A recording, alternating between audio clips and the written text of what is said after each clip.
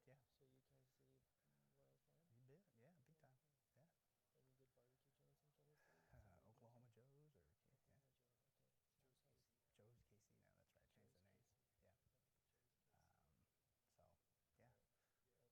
KC. Yeah. Joe's KC. So, yeah. Right. Okay. Joe's I've got a KC. 15-year-old daughter that just started driving, so as well. Plenty of ammunition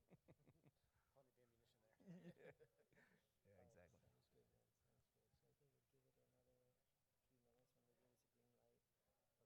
good, man. Sounds good. So I think we'll give it another few minutes when they give us a green light. I'll do a quick intro. Okay, and you updated the slides, right? Okay. Yeah, maybe.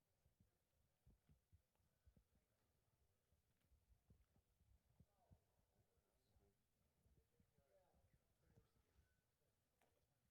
I was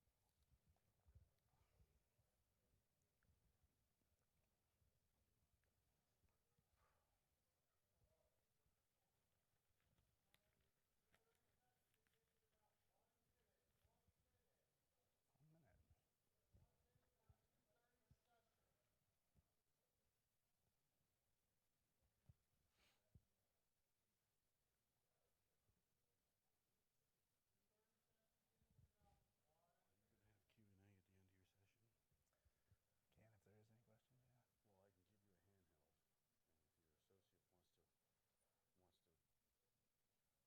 I can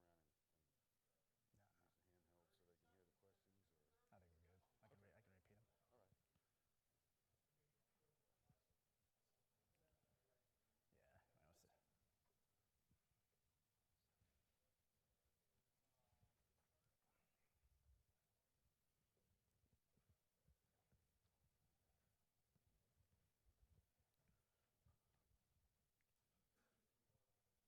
Q&A at the end of your session. Can, if there is any questions, yeah. Well, I can give you a handheld,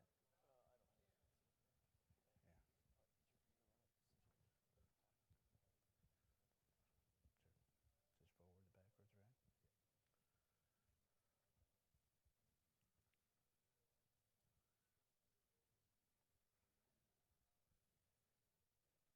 them. all right. Yeah, I was. I need the clicker. Do you wanna? You gonna do that? You got it? I don't have it. Yeah. Easier for you to run it since you're talking. Sure. Just forward to backwards, right? Yeah. Okay. So leave about 10, 15 for questions. Okay, I can go with it quicker. Hi guys, welcome. My name is Mike Anand from AppDynamics. I am a Director of Product Marketing for our Business IQ product. Today I have, officially one speaker, but two speakers from Cerner Corporation. We have John Crater here, and then we have Tim. So just get you guys started. John's going to talk about how Cerner is using AppD, and really good slides talking and focusing on cross-functional alignment, and what are some of those organizational related things, and how Cerner is using AppD to leverage those functional alignments between IT and business. Couple things. So John is a Kansas City Royals fan, so boo John, because I love Giants. No, I'm kidding. And then I asked him, I said, where's a good barbecue place in Kansas City? Because I heard there's a lot, and there's one probably at every corner. So if you guys are ever there, his recommendation is Oklahoma Joe's. Case. Right? Yep. There you go. So if you're ever in Kansas City, look Good him barbecue. up or try the barbecue joint for him. All Thanks, right. John. Take it away. All right. Can you guys hear me okay? All right. Hopefully you're having a good conference so far. So what we're going to do is just kind of go through some of the process, the organizational structure, and then how we have worked with AppDynamics on obviously being more proactive versus reactive. Second.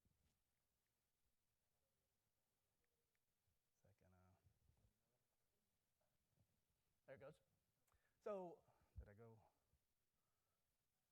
Real quick, just a little bit about Cerner. I don't know if you've heard of Cerner, but it's a large healthcare IT organization. We're in roughly 18,000 plus healthcare facilities in 40 plus countries. So we've got a large infrastructure in the United States, in the UK, India, Australia, throughout the world. Here's some of our mission. Continue to improve the systematic improvement of healthcare. Healthcare is too important to stay the same. The role that I play is we support the corporate application infrastructure and applications, around 150 applications, and we have formed a DevOps model, and I'll kind of get into that in some subsequent slides. So I got 20 plus years, 25 years, Sprint and Cerner doing just about everything in IT, infrastructure, architecture, application support. So the current team that we have it's grown since then. Cerner's on a major trajectory and a growth pattern. We've got 50 plus team members. We have a significant India presence that we leverage tightly for 24/7 support, and we're also enhancing that, which I'll show some of the things that we're doing. But just some different levels and positions. I mentioned we have implemented a DevOps model. We're not in siloed, database administrators, network, server administrators. So we have about 150 applications, PeopleSoft, scheduling, sales applications, you name it. Anything that an internal Cerner employee uses, we support.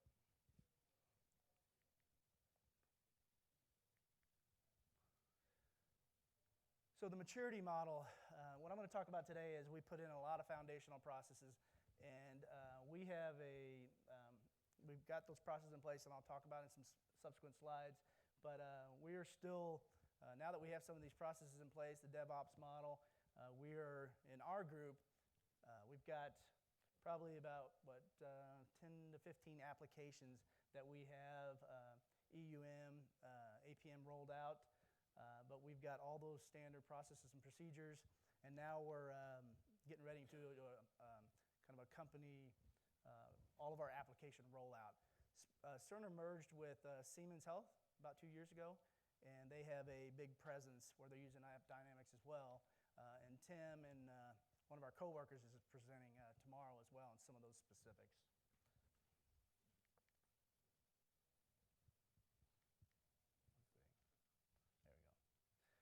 So I'm going to go through some of the steps that we went through to kind of get our organization, our philosophy, how we support our business units. So we started with a service-oriented culture. A lot of technical people, all they care about is servers or specific pieces, databases. We really tried to instill about the business service, support, the ops, the development, the end-user experience. Starbucks, everybody has a certain user experience that they're trying to achieve. It's no different for an internal application support group.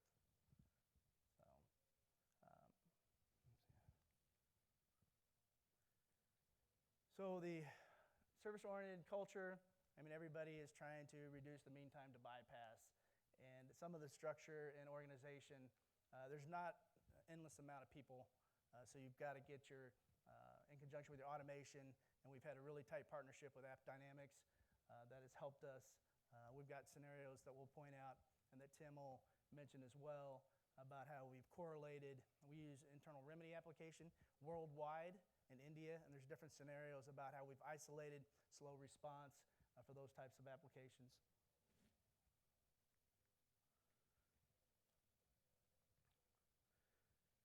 So what is their expectation? And we've all, from an internal IT perspective or a support, we've got end users that call.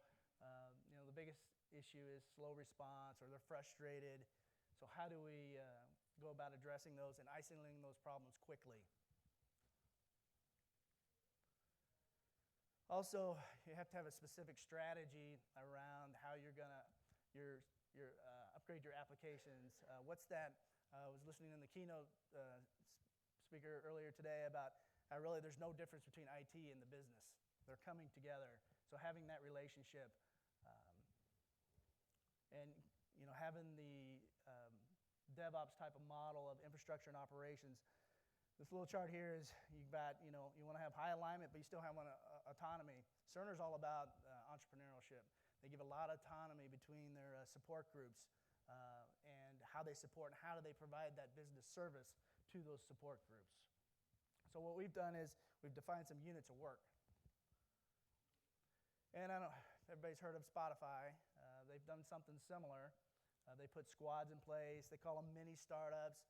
Give them that autonomy, but you still have those specific work functions under the same organizational structure.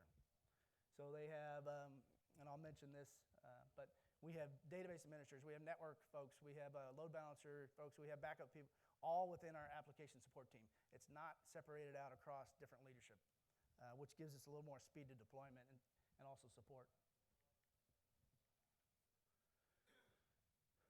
So this is our kind of our model that we've deployed. We have what's called service delivery managers. So they own a business service. They work with a business unit. They own that business service. We have what's called production owners. So they have their technical, they're responsible for the technical aspects, upgrades, vulnerability management, those types of things.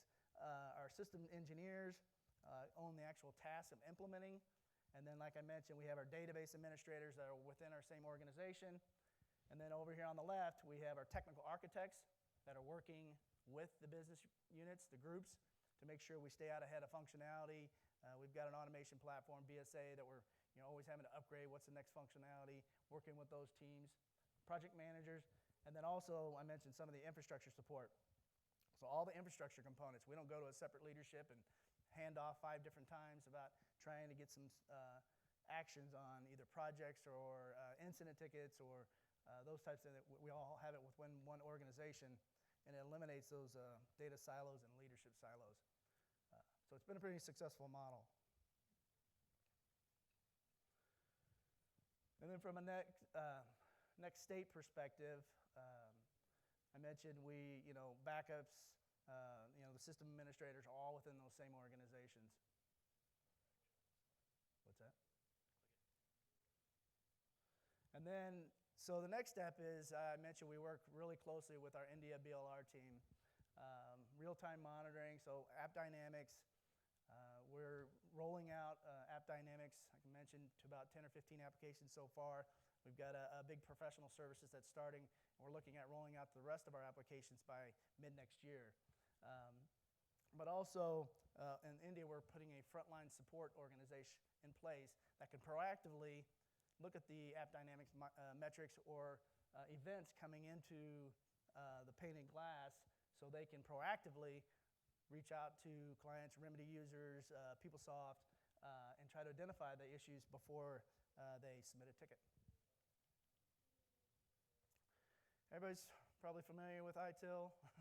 So this is another key component of our framework, making sure that we got our incident processes, problem, configuration management, and then on the service level agreements, service catalog, and all the different pieces of the standard ITIL model.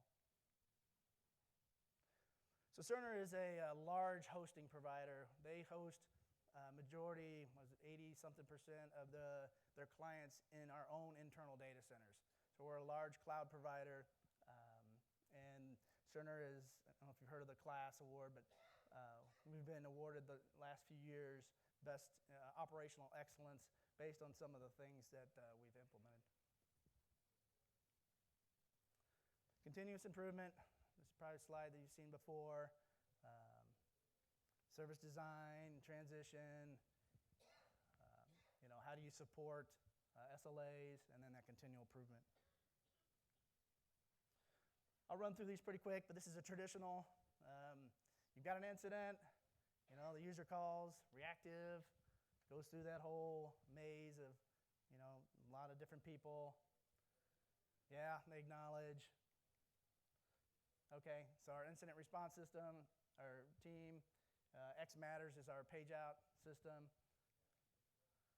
Okay, this is our team. We've got to get development. We're monitoring. What's the monitoring and what's the issues?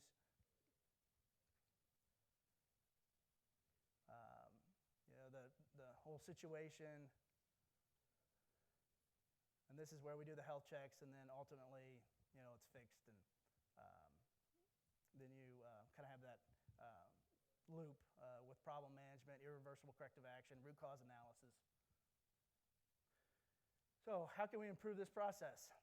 So AppDynamics, it's been a key differentiator for us. both in the user experience and the APM application. We really taken a lot of time to understand that user experience. So I mentioned application is slow. You know, incomplete functionality. Usually the up-down ones are pretty easy to identify, but AppDynamics has really helped us with the application performance issues.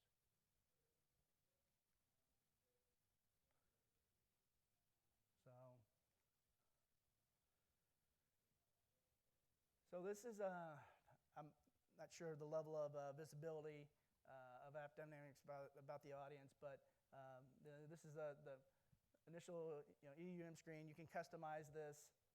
We have, like I said, users in Australia, India, UK, Europe. Mentioned we're in 40 plus countries. So it's key that we have, be able to drill down on by location of where we're having user performance problems.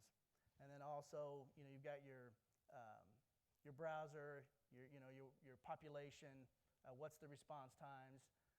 So this is just a key dashboard that we use on a daily basis to identify and try to proactively address issues. And our BLR team in India is constantly monitoring these alerts. Do you have any comments?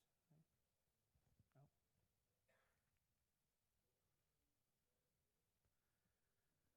So the end user monitoring, basically what we've done is leveraging with F5, we've inserted a line of code that traps the transaction, doesn't put any overhead into the application. And we're doing acceleration. If we have an end user response issue in Europe, as an example, we're looking at deploying or caching. We have F5 load balancers in many of the different countries that we're looking at. Okay, if we cache these transactions, we can speed up that response time.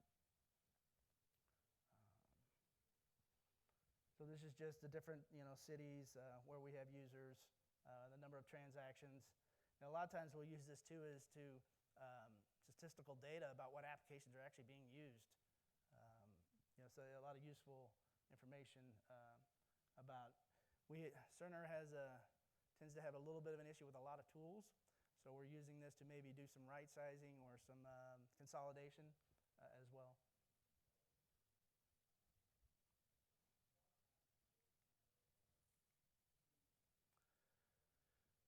So EUM captures the life cycle of the transaction. You can drill down into how long is the DNS lookup taking, socket connection, the HTTPS, and I mentioned the content itself, which is usually the good majority of the transaction. You can isolate by location, browser, device, user, which really gives you some deep, in-depth knowledge of the life cycle of that transaction. Has anybody seen any other specific applications that can to this level of detail? I've been doing this for 20, 25 years and just really haven't seen this level of capabilities in conjunction with APM.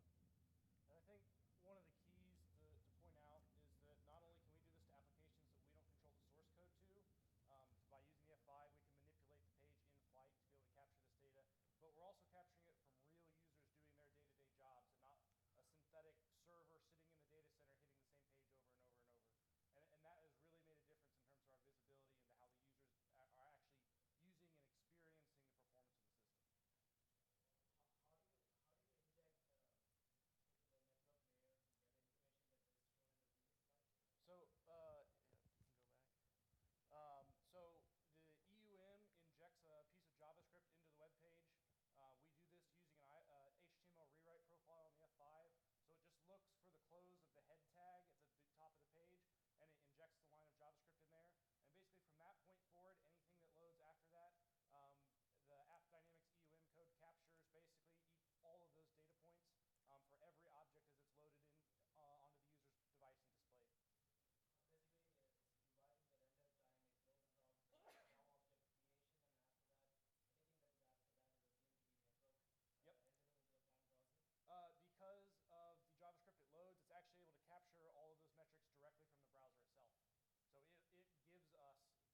it's not assuming anything, right?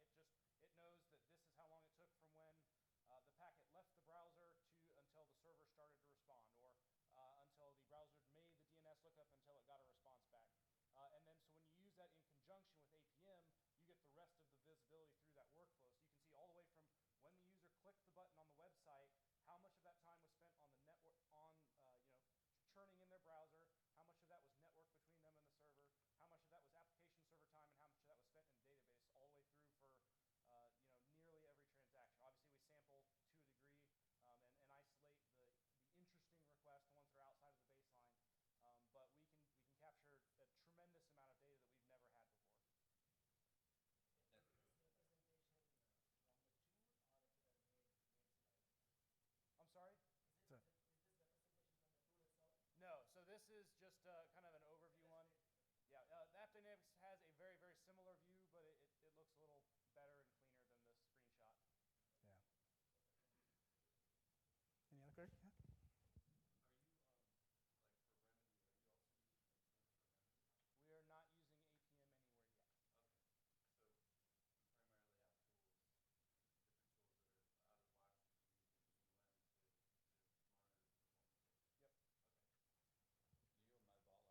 are out of the box that you're using EUM to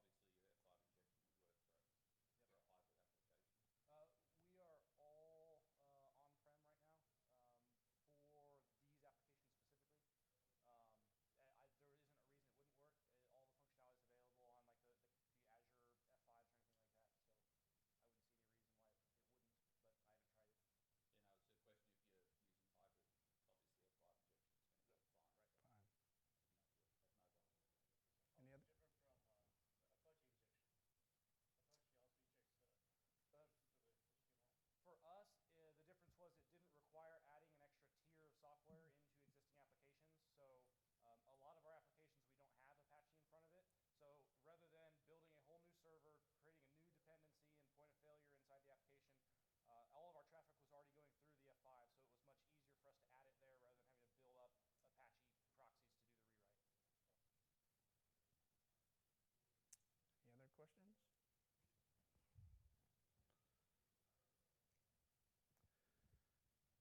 So ultimate goal is mean time to resolution. So with our service-oriented strategy and following our application level strategy, working with AppDynamics, the end user response, and APM, that's going to be our kind of next steps. Like I said, we have our some professional services with AppDynamics that we're going to be rolling out to the majority of our applications by mid next year. How long did it take for you guys to implement the whole solution across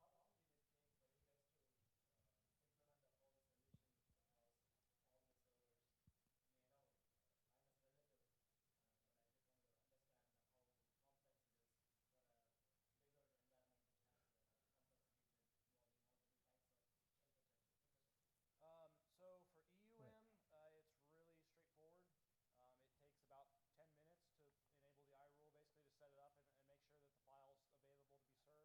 The APM stuff, we have only used it on Java so far. I have a couple non-prods that are using the .NET APM agent. It's a little trickier, but if you have a lot of the same infrastructure, it's very easy to automate the installation. Like I said, kind of one of our challenges is that we manage 170 different applications, so we don't run anything twice. It's all different stacks, different locations. So we kind of, looking at whether automating stuff is a good use of our time or not is kind of one of the difficulties. But manual implementation takes about 10 minutes a server, as long as you already have the configuration pre-written.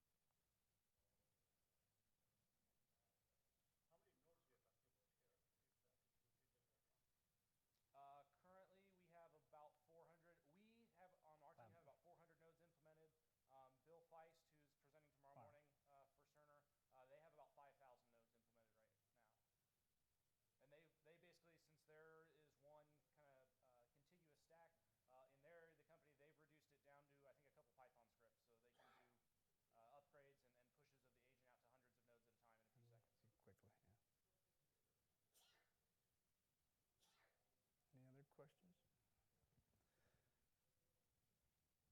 So, I mean, everybody's kind of had the challenge of trying to map out an application.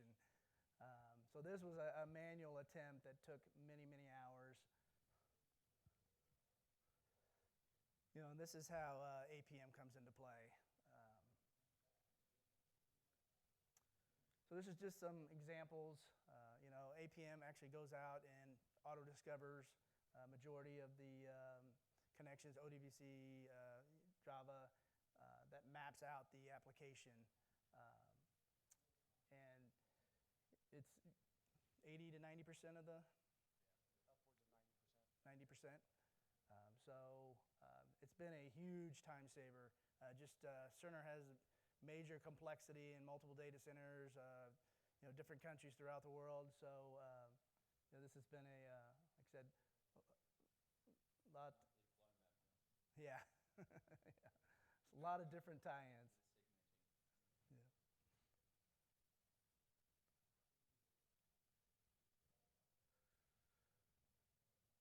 So, you know, this, like I mentioned before, APM enables visibility into the full business transaction.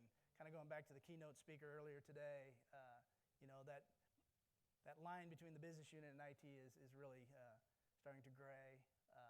And the key, understanding that a full business transaction, APM in conjunction with end user monitoring has been a huge success for us.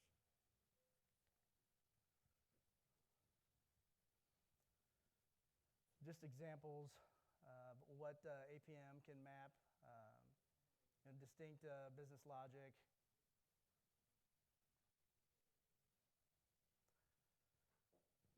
On an e-commerce site, you know, you've got your checkout. You can map the end-to-end process, just as an example.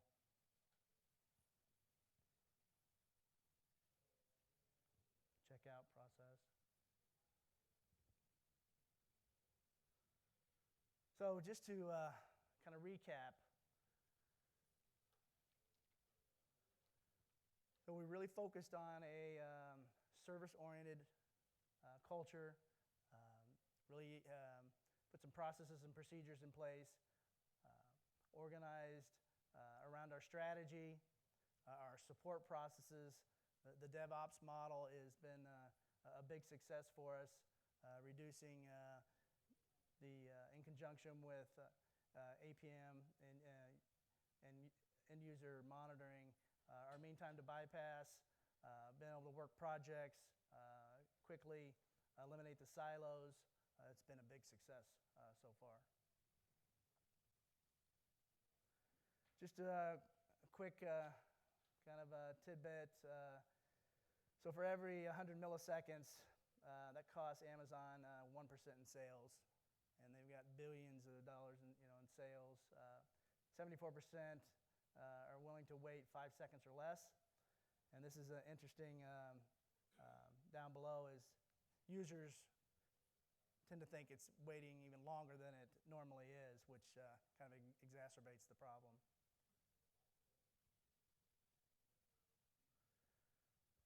So, AppDynamics, the way we've organized around DevOps,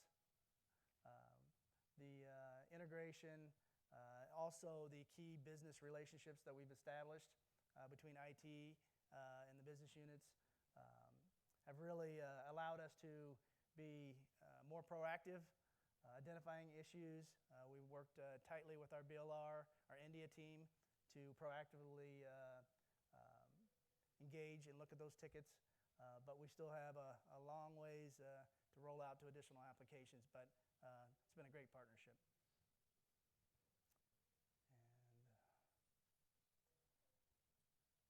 And so, I don't know, any questions, or go ahead. Can you get the mic around, Jay, so everybody can hear you? Mm-hmm.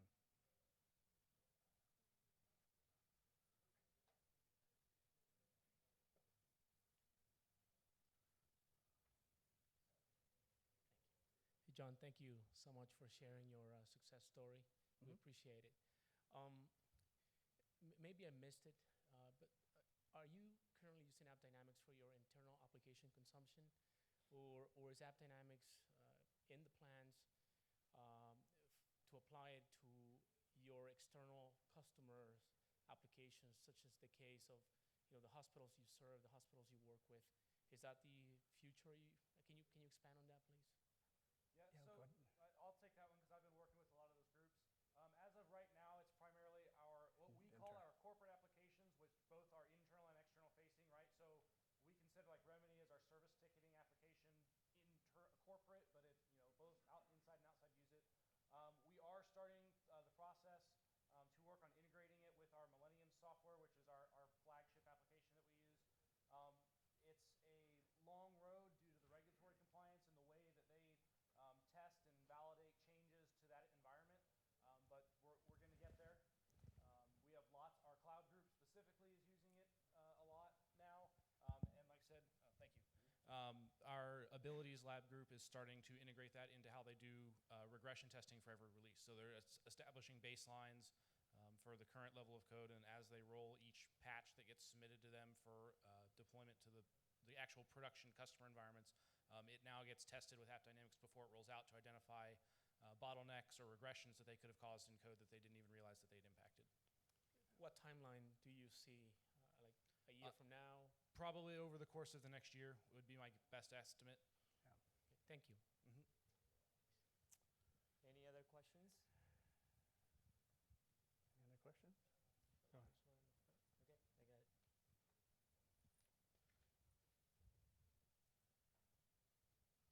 Thank you. My question's similar. It's a little selfish. From Australia, New South Wales Health Department uses Cerner for the electronic medical record system. Yeah. We wanted to put AppDynamics agents on the application, but Cerner support wouldn't let us do it because it could impact the performance. So I'm hoping to go back with a story to say that Cerner are going to roll this out themselves on EMR. Therefore, we might be able to get an exemption down the track. So That's Yeah, like I said, we're getting there. It has to go through a bunch of approval processes before it can get deployed into a live environment. But I would hope that it's on the way. But Anything else? another question? I do have a follow-up question to that. Would you say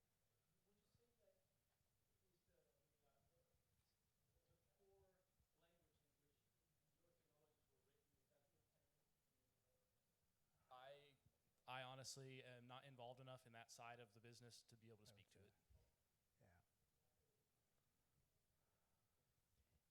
Yeah. Sorry, I've lost my voice. I'm new to the end user monitoring. And I'm wondering how, by injecting into the F5, are you essentially able to monitor every user's transactions as if they were a synthetic user? Yes. That's awesome. Yeah. Yeah, you didn't make that clear enough. Okay. Yeah. So my session tomorrow morning, I believe it's at 10 o'clock, Right. is all specifically centered around how we're doing the injection with the F5 for EUM, as well as how we're using that EUM data that we gather to drive our acceleration strategy for improving our application performance. And another one of our coworkers has got a session tomorrow as well, kind of drilling into some specific applications from our Siemens Health side.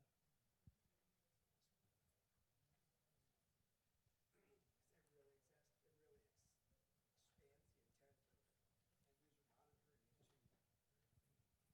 into Yep. user monitoring. Yep. Yeah. Capturing every click that every user makes through our application with AppDynamics now. It's awesome. All right. You guys, any other questions?